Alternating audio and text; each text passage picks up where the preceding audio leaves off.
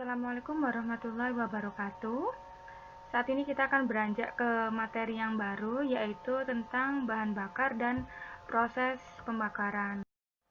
Dalam sebuah industri, penggunaan bahan bakar itu digunakan untuk menghasilkan panas dan juga menghasilkan steam atau uap ya di dalam boiler.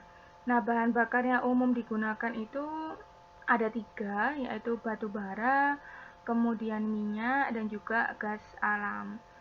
Ketiga bahan bakar ini itu berasal dari sisa-sisa tumbuhan dan juga hewan yang sudah mati yang tersimpan di dalam batu sedimen. Nah, untuk membantu proses pembakaran dari bahan bakar primer ini tadi, yaitu bahan bakar batu bara, kemudian minyak dan juga gas alam, biasanya suatu industri itu juga memanfaatkan limbah panas yang dihasilkan di industri tersebut. Limbah panasnya itu bisa aja dari gas yang dihasilkan dalam proses pengecoran yaitu blast furnace, kemudian gas dari pemanasan kokas, kemudian bagas atau ini ya, bagas itu adalah sisa tebu yang digunakan dalam proses produksi gula. Kemudian bisa juga menggunakan serbuk gergaji dan juga sekam padi. Nah, limbah-limbah seperti ini itu bisa disubstitusikan ya ke beberapa porsi dari bahan bakar primer. Jadi kalau kita mensubstitusikan suatu bahan bakar lain ke bahan bakar utama itu yang manfaat yang bisa didapatkan itu adalah kita bisa mendapatkan penghematan dari penggunaan ini bahan bakar primer itu. Nah, tapi yang perlu diperhatikan itu adalah pada saat kita menggunakan lebih dari satu bahan bakar dalam proses pembakaran tersebut, maka kita tetap harus memperhatikan total pemanasan yang dibutuhkan ya. Jangan sampai pada saat kita menggunakan bahan bakar alternatif dari sampah itu kita tidak bisa mencapai total panas yang dibutuhkan itu. Nah, boiler yang menggunakan lebih dari satu bahan bakar itu dinamakan sebagai boiler yang memiliki kombinasi pembakaran. Oke, hari ini kalian belajar tentang bahan bakar batu bara terlebih dahulu. Nah, batu bara ini berasal dari tumbuh-tumbuhan yang hidup jutaan tahun yang lalu. Berdasarkan urutan pembentukannya, itu batu bara bisa diklasifikasikan ya. Jadi yang pertama itu ada pit, kemudian ada lignit, subbituminus, bituminus, subantrasit, dan yang terakhir adalah antrasit. Keenam batu bara ini memiliki karakteristik yang berbeda-beda.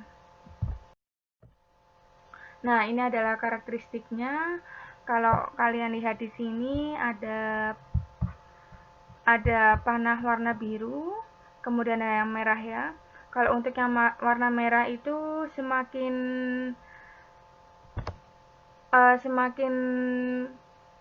besar tingkatan dari semakin terakhir urutan pembentukannya tadi ya, itu semakin tinggi panas dan juga karbonnya. Tapi semakin awal urutan pembentukannya, maka moisture contentnya atau kadar airnya akan meningkat gitu. Nah, untuk yang urutan pembentukan yang pertama tadi ada pit ya. Pit ini adalah gambut. Nah, pit ini dianggap bukan batu bara. Itu karena apa? Karena dia itu memiliki panas yang sangat rendah ya. Kemudian diikuti oleh lignit. Lignit ini karakteristiknya itu adalah batu baranya berwarna coklat. Kemudian heat contentnya juga rendah. Sulfur contentnya juga rendah. Dan juga jumlahnya terbatas itu. Kemudian berikutnya ada bituminus atau soft coal, ya ini batu baranya nih lunak ya. Kemudian si batu bara ini digunakan secara luas sebagai bahan bakar karena dia memiliki konten panas yang cukup besar dan juga ketersediaannya banyak ya. Akan tetapi si bituminus ini memiliki konten sulfur yang cukup besar. Dan yang terakhir ada antrasit. Antrasit itu adalah batu bara yang keras ya. Sebenarnya batu bara ini istilahnya itu bahan bakar ideal ya. Bahan bakar yang diinginkan oleh banyak industri karena dia itu memiliki panas yang cukup besar dan juga sulfur yang rendah. Akan tetapi pastinya ini harganya sangat mahal. Itu. Nah, antrasit itu mengandung 86% karbon tetap dan juga volatil matter yang rendah. Volatil matter itu apa? Volatil matter itu adalah senyawa yang membantu proses penyalaan batu bara. Itu. Nah, karena dia itu memiliki volatil matter yang rendah, maka sebenarnya antrasit ini susah untuk dibakar. Itu ya. Nah, semakin rendah volatility atau volatil matter itu tadi, maka nilai heating value-nya itu juga akan semakin tinggi, itu ya. Nah, kemudian kalau kita lihat batu bara kualitas yang paling rendah itu adalah batu bara lignite. Karena apa? Karena dia itu memiliki moisture content sebesar 30% dan juga volatil matter yang tinggi. Jadi kalau kita membakar lignite dan juga membakar antrasit, maka lignite itu akan mudah terbakar daripada antrasit. Nah, berdasarkan ASTM atau American Society of Testing and Materials, pit atau gambut itu tidak dianggap sebagai batu bara ya. Kenapa? Karena pit ini mengandung 90% kadar air dan juga tidak mungkin untuk dijadikan sebagai bahan bakar. Itu. Sehingga kalau kita rankingkan batu bara itu, maka batu bara yang memiliki kualitas paling rendah itu adalah lignite dan yang paling tinggi itu adalah antrasit. Oke, berikutnya adalah analisis batu bara. Nah, analisis batu bara ini sebenarnya digunakan untuk apa sih? Nah, sebenarnya kalau kita ingin menggunakan bahan bakar batu bara, kita tuh harus tahu terlebih dahulu ya propertiesnya. Properties itu misalnya seperti kadar karbonnya berapa, kemudian volatil matternya berapa, kadar karbon, oksigen, hidrogennya berapa. Nah, itu bisa kita dapatkan dari dua tipe pengujian. Jadi yang pertama itu adalah analisis proximate.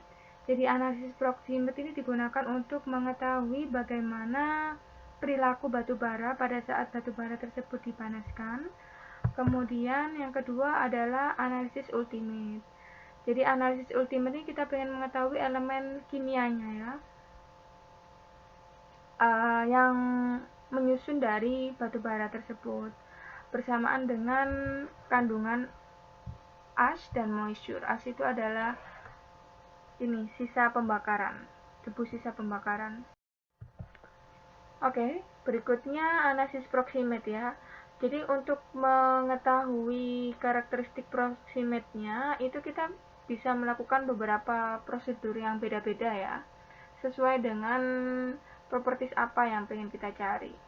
Jadi proximate analysis itu kita bisa mendapatkan properties atau mendapatkan karakteristik yang terdiri dari 4 ya. Yang pertama itu fixed carbon atau karbon tetap, kemudian ada volatil matter, kemudian ada kandungan abu atau debu tadi ya, ash,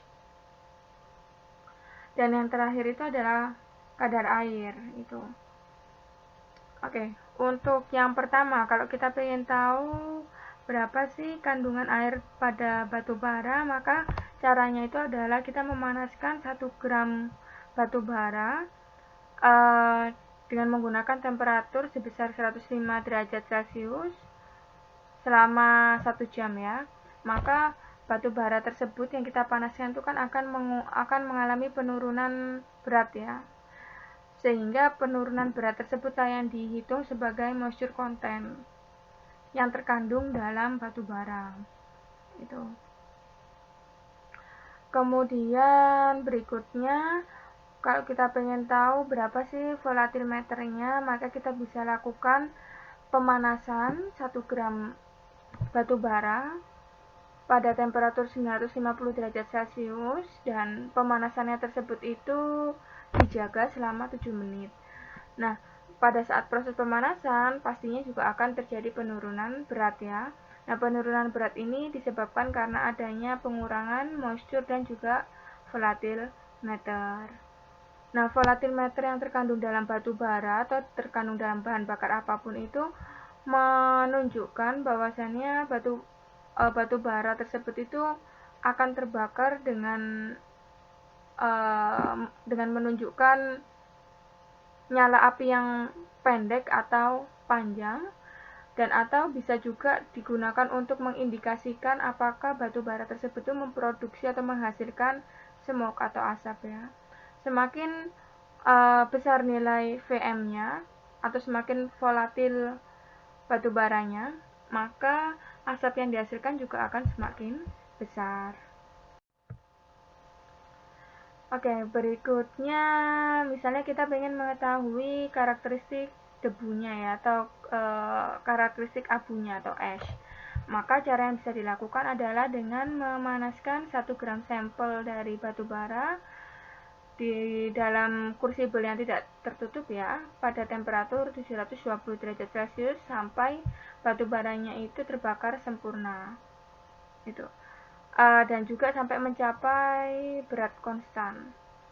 Nah, pada saat proses pembakaran tersebut, maka akan dihasilkan yang namanya abu. Nah, kemudian abu tersebutlah yang dihitung ya.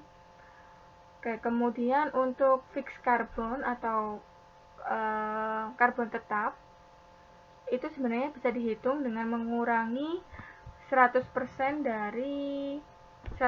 dikurangi dari total properties yang sudah kita dapatkan tadi ya. Ada moisture content, kemudian ada volatimeter, dan juga ada ash. Jadi total fixed carbon ditambah volatimeter ditambah moisture content ditambah ash itu nilainya adalah 100%. Jadi kalau 3 karakteristik ini sudah diketahui, maka nilai FC ini bisa didapatkan dengan mengurangkan 100% dengan ketiga parameter ini ya. Berikutnya, ini ada grafik yang menunjukkan nilai moisture, kemudian ada volatimeter, dan juga ada fixed carbon dari batu bara dengan ranking yang paling rendah sampai tinggi ya. Yang paling rendah itu ada lignit, dan yang paling tinggi ini ada meta-antrasit. Ini. Kalau kita lihat semakin tinggi rankingnya, maka akan ada peningkatan di nilai heating value, itu nilai pemanasannya, dan juga ada peningkatan di karbon tetapnya. Tetapi ada penurunan dalam hal volatimeter, jadi semakin tinggi rankingnya maka volatimeternya semakin rendah, dan juga ada penurunan di kadar airnya atau moisture. Oke, nah lower rankle atau batu bara dengan ranking yang paling rendah itu biasanya juga memiliki rasio bahan bakar yang paling rendah. Nah, rasio bahan bakar di sini itu adalah rasio antara karbon tetap terhadap volatimeter. Jadi kalau volatimeternya rendah, kemudian kalau volatimeternya tinggi, kemudian fixed carbonnya rendah, sesuai dengan sifat dari lower rankle itu, maka fuel rasionya itu juga akan semakin rendah. Itu ya. Nah, sebenarnya keberadaan volatimeter itu juga sangat membantu. Karena apa? Karena volatimeter itu bisa membantu proses penyalaan awal dan juga meningkatkan daya bakar ya, daya terbakar dari batu bara tersebut, dan juga menjaga stabilitas dari flame atau nyala apinya. Nah, dengan memiliki daya terbakar yang tinggi, maka sisa-sisa karbon itu juga akan berkurang, sehingga efisiensi boilernya itu juga semakin meningkat, gitu ya. Nah, tetapi untuk untuk unit yang menggunakan batu bara bubuk ya, maka sebenarnya untuk batu bara dengan ranking yang rendah ini tidak perlu dihaluskan sehalus mungkin ya. Jadi hanya dihaluskan sampai mencapai ukuran yang kasar gitu aja ya. Jadi nggak perlu sampai benar-benar menjadi bubuk. Karena apa? Karena sebenarnya low rank coal ini memiliki moisture content yang tinggi, sehingga dia itu bisa menghasilkan bisa menghaluskan dirinya sendiri itu ya selama proses pembakaran. Kok bisa seperti itu? Nah, karena batu bara yang memiliki moisture content yang tinggi, maka moisture tersebut itu akan menguap ya, kemudian akan berekspansi ya, atau akan mengembang seperti itu, sehingga batu bara tersebut itu akan menjadi butiran-butiran kecil itu ya. Jadi pada saat proses pembakaran tersebut terjadi, maka moisture yang ada di dalamnya itu akan berusaha untuk keluar, kemudian menyebabkan si batu bara tersebut itu akan membesar, sehingga nantinya partikel ini akan akan berbentuk kecil-kecil gitu ya, akan mengalami fragmentasi gitu ya, fragmenting the coal particles. Jadi akan menyebabkan pengecilan dari batu bara tersebut. Istilahnya kayak kita melihat suatu ledakan ya, maka ledakan tersebut itu akan menyebabkan partikel-partikel kecil. Nah, itu sama dengan kasus ini gitu ya. Sehingga apa? Sehingga karena dia itu bisa menyebabkan dirinya sendiri ini ya, mengalami penghalusan, maka area dari proses pembakarannya itu juga semakin luas.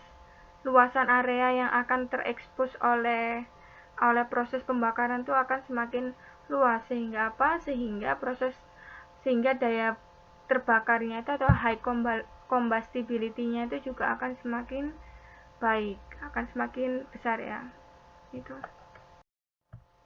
Nah, berikutnya ultimate analysis. Jadi seperti yang saya katakan sebelumnya, bahwasannya analisis ultimate itu digunakan untuk mengetahui komponen kimianya. Jadi ada karbon, hidrogen, oksigen, nitrogen, dan sulfur. Kemudian bisa juga mengetahui moisture dan juga asnya. Jadi ketujuh komponen ini kalau di total itu nilainya adalah 100% itu. Jadi yang membedakan antara analisis ultimate dan proximate ini, kalau analisis ultimate ini kita pengen tahu komponen kimianya itu terdiri dari berapa persen karbon, hidrogen, oksigen, nitrogen, sulfur, moisture, dan juga asnya gitu ya. Oke, berikutnya adalah ini. Ada beberapa sifat dari batu bara yang perlu dipertimbangkan ya pada saat kita gunakan sebagai bahan bakar di dalam suatu pembangkit. Yang pertama itu ada swelling index, kemudian ada grindability, weathability, sulfur content, heating value, dan ash softening temperature. Oke, untuk parameter yang pertama itu adalah swelling index. Jadi pada beberapa tipe dari batu bara itu, setelah batu bara ini melepaskan volatile matter, maka batu bara ini berubah menjadi lebih lunak ya, dan juga membentuk gumpalan-gumpalan. Nah, pada reaktor tertentu, misalnya reaktor jenis fixed bed ini, jadi fixed bed itu reaktor yang di dalamnya itu terdapat bahan padatan, kemudian dialiri oleh gas panas seperti itu, maka batu bara ini nggak boleh berubah menjadi lunak dan juga menggumpal-gumpal seperti itu ya. Karena apa? Karena gumpalan tersebut itu otomatis akan mengganggu proses distribusi udara panas ya. Dan otomatis si batu bara ini tidak mungkin akan terbakar seluruhnya atau terbakar sempurna ya, sehingga nantinya itu akan menurunkan efisiensi pembakaran gitu. Nah, batu bara yang tidak membentuk atau tidak berubah menjadi lunak itu disebut juga dengan free burning coal gitu ya. Jadi free burning coal itu pada saat proses pembakaran dia itu bisa menjadi partikel-partikel yang lebih kecil, kemudian karena partikelnya lebih kecil otomatis dia itu akan memiliki luasan pembakaran yang besar ya, sehingga dia akan bisa meningkatkan proses pembakaran gitu.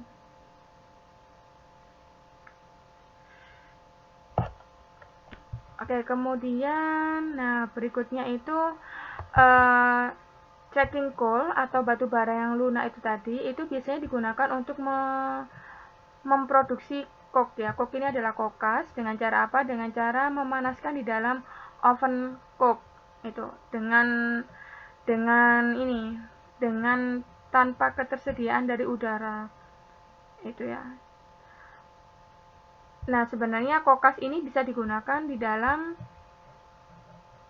steel plant atau industri baja untuk proses pembakaran di sana. Oke, berarti Swelling Index ini merupakan metode evaluasi kualitatif yang digunakan untuk menentukan tingkat penggumpalan dari batu bara. Jadi untuk batu bara jenis free burning coal itu dia memiliki Swelling Index yang tinggi yang menunjukkan bahwasannya batu bara ini itu akan mengalami ekspansi ya pada saat proses pembakaran itu berlangsung. Berikutnya adalah grindability. Jadi grindability itu menunjukkan suatu kemampuan batu bara untuk digerus ya atau diubah menjadi pupuk gitu. Nah, grindability ini merupakan parameter yang penting dalam pemilihan suatu batu bara dan untuk menentukan nilai grindability-nya itu kita menggunakan suatu standar grindability index. Jadi standar grindability index ini memiliki atau berbanding terbalik dengan daya yang dihasilkan untuk menggerus batu bara ya sampai ke ukuran partikel yang diinginkan. Nah, grindability dari batu bara standar itu nilainya itu adalah 100. Jadi kalau kita menginginkan grindability yang lebih rendah, misalnya 50 gitu ya, sehingga kita itu otomatis butuh daya penggerusan yang lebih tinggi, atau lebih detailnya itu adalah butuh 2 kali lipat daya penggerusan dari yang coal standard ini tadi gitu ya. Jadi itu maksud dari nilai grindability itu berbanding terbalik dengan daya.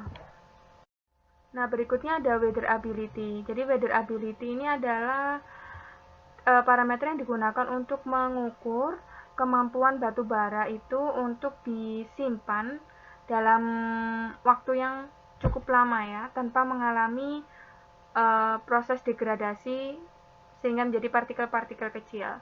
Itu. Nah, power plant modern itu biasanya menyimpan batu bara itu selama 60 sampai 90 hari. Yang biasanya itu disimpan di dekat pembangkit tersebut ya. Nah, kalau batu baranya itu mengalami penghancuran yang cukup masif atau yang cukup besar yang disebabkan karena kondisi iklim, maka akibatnya itu adalah batu bara itu akan berubah menjadi partikel yang lebih kecil dan mudah terbawa oleh angin dan hujan. Dan nanti ini pasti akan menyebabkan polusi udara ya. Berikutnya adalah sulfur content. Nah, kalau batu bara itu mengandung sulfur, maka sulfur ini sebenarnya sangat mudah terbakar dan dia itu bisa menghasilkan energi. Sehingga sulfur ini bisa berubah menjadi SO2 ya, atau sulfur dioksida. Nah, si sulfur dioksida ini berbahaya karena apa? Karena dia bisa menyebabkan polusi udara. Jadi pada saat kita memilih batu bara dengan sulfur yang tinggi, maka kita juga perlu mempertimbangkan biaya pengoperasian dari peralatan untuk mengeliminasi keberadaan SO2 ini. Nah, berikutnya adalah heating value atau nilai kalor. Nah, nilai kalori itu merupakan parameter yang sangat mendasar ya. Biasanya kalau kita pengen menggunakan suatu bahan bakar itu pasti kita pertama kali ngecek itu adalah ngecek nilai kalorinya terlebih dahulu. Jadi nilai kalori itu menunjukkan seberapa besar panas yang bisa ditransfer dari sebuah produk dari hasil proses pembakaran sempurna yang didinginkan sampai mendapatkan atau sampai mencapai temperatur awal dari udara dan juga bahan bakar. Nah, nilai kalori ini atau heating value ini bisa diketahui dengan menggunakan bom kalorimeter, di mana sampel dari batu bara itu dengan massa yang diketahui dibakar dengan menggunakan oksigen murni yang diletakkan di dalam vessel ya. Kemudian vessel tersebut itu dikelilingi oleh air dan kemudian peningkatan temperatur air itu diukur. Itu untuk mengetahui nilai kalornya. Heating value ini memiliki dua nilai yang berbeda ya. Ada yang namanya higher heating value atau HHV dan juga ada lower heating value atau LHV. Nah, HHV itu berarti nilai kalorinya itu menunjukkan bahwasannya uap air pada produk hasil pembakarannya itu mengalami kondensasi ya, sehingga HHV ini mencakup dari kalor laten penguapan dari pembentukan uap air. Nah, kalau LHV itu perbedaannya itu adalah di uap air yang terbentuk dari proses pembakaran itu akan menguap begitu saja, sehingga untuk menentukan LHV itu LHV sama dengan HHV dikurangi dengan perkalian MW dikalikan HFG ya. MW itu adalah massa dari uap air yang terbentuk dikalikan dengan HFG atau kalor laten penguapannya itu. Nah, kalau kita menggunakan bom kalorimeter, nilai yang keluar itu adalah nilai dari HHV-nya. Sehingga untuk mengetahui LHV-nya kita perlu mengurangi HHV dengan MW kalikan HFG ini. Oke, nah jika analisis ultimate-nya itu diketahui, maka sebenarnya kita itu bisa menggunakan perhitungan HHV ini dengan menggunakan rumus dari Dulong dan Petit ini ya. HHV-nya sama dengan 33,83 kalikan C tambah 144,45 kalikan H dikurangi dengan oksigen dibagi 8 ditambah 9,38 kalikan S. Ini dengan syarat analisis ultimate-nya harus diketahui ya. C, H, O, dan S ini kan merupakan parameter yang perlu kita ketahui dan hanya bisa kita dapatkan dari pengujian ultimate gitu. Sehingga kalau kita menggunakan rumus ini, kita bisa mencari LHV-nya dengan mengasumsikan nilai HFG-nya itu adalah 2,395 MJ per kilogram. Jadi seperti ini. Berikutnya adalah ice softening temperature. Ice softening temperature itu menunjukkan temperatur di mana abunya itu berubah menjadi lunak dan menjadi plastik ya, itu ya. Plastik ini di sini maksudnya bukan plastik seperti itu, bukan, cuma masuk ke dalam zona plastik itu, dan temperaturnya ini berada di melting point dari abu itu sendiri. Nah, AST ini atau ice softening temperature ini sangat berguna untuk membantu dalam perancangan steam generator. Jadi kalau kita punya ini ya, temperatur ruang bakar yang lebih tinggi daripada AST, maka semua abunya itu akan mengalami pelelehan dan akan keluar dari furnace tersebut dalam bentuk molten slag atau slag cair ya. Nah, kalau misalnya kita itu pengen memiliki furnace yang akan membuang es dalam bentuk solid, maka kita butuh AST yang lebih tinggi. Tetapi ini ya untuk kasus Stoker furnace itu merupakan salah satu jenis boiler di mana batu baranya itu diletakkan di rantai, kemudian rantai tersebut akan berjalan dan di bawah rantai tersebut itu ada udara yang disemburkan seperti itu. Nantinya kalian akan belajar tentang jenis-jenis boiler ini. itu. Nah, kalau kita menggunakan stoker furnace seperti itu, maka kita itu butuh batu bara dengan AST yang lebih tinggi ya. Kalau tidak, maka klinker itu akan terbentuk. Nah, klinker yang terbentuk itu akan menyebabkan akan menyebabkan kesulitan dalam proses pembuangan. Karena klinker itu kan batu baranya itu berubah menjadi sisa-sisa hasil pembakaran batu bara itu kan berubah menjadi partikel-partikel kecil dan akan menyebabkan proses pembakarannya itu tidak efisien.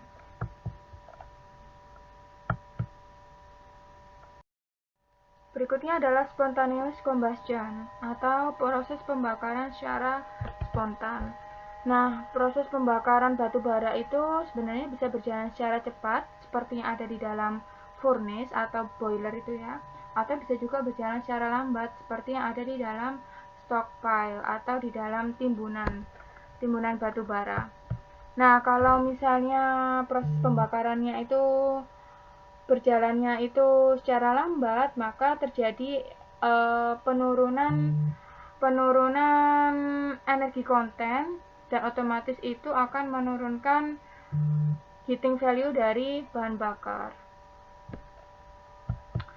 Nah, untuk faktor-faktor yang menyebabkan terjadinya proses pembakaran secara spontan itu dan yang nantinya itu bisa menyebabkan api menjadi besar itu seperti ini ya. Yang pertama itu adalah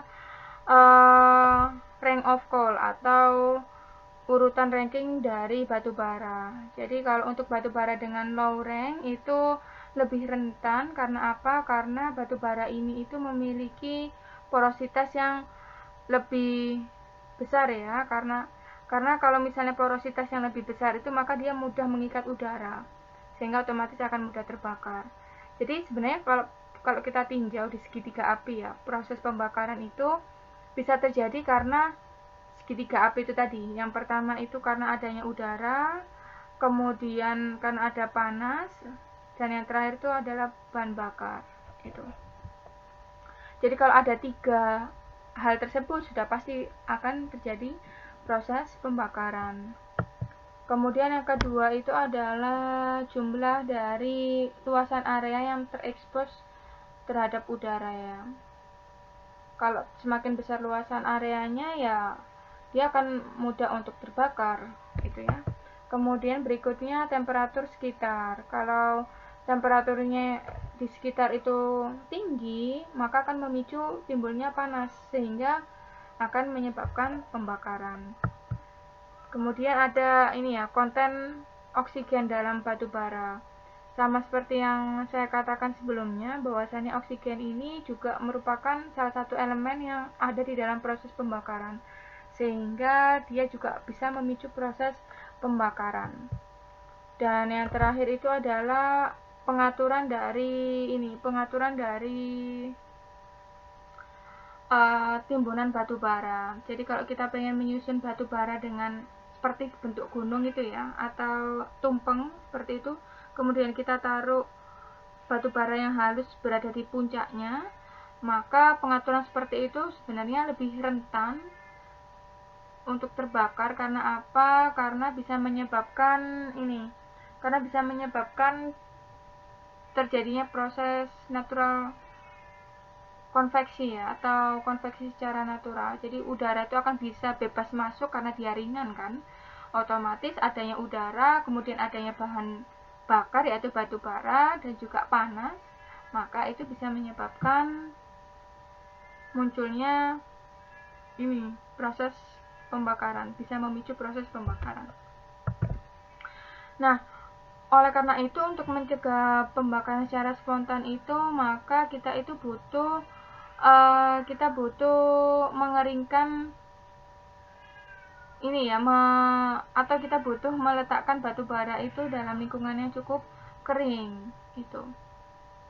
Dan juga kita butuh melakukan penggumpalan ya, sehingga tidak ada porositas yang ada di batu bara tersebut. Dan juga kita perlu melakukan pengecekan secara rutin. Itu. Oke, sekian materi yang bisa saya sampaikan hari ini. Semoga bermanfaat. Wassalamualaikum warahmatullahi wabarakatuh.